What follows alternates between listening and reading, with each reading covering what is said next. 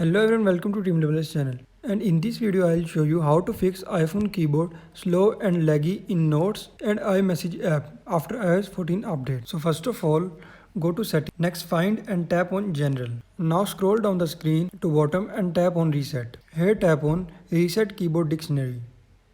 After that enter password and tap Reset Dictionary to confirm this process. After that step 2 is Enable Predictive Keyboard. So first of all go to Setting Apps. Now tap on General. Next find and tap on Keyboard. Now scroll down and you will see Predictive option. You just turn off it. Then check if your keyboard is working normal. And if still you are facing this issue, then force restart your iPhone.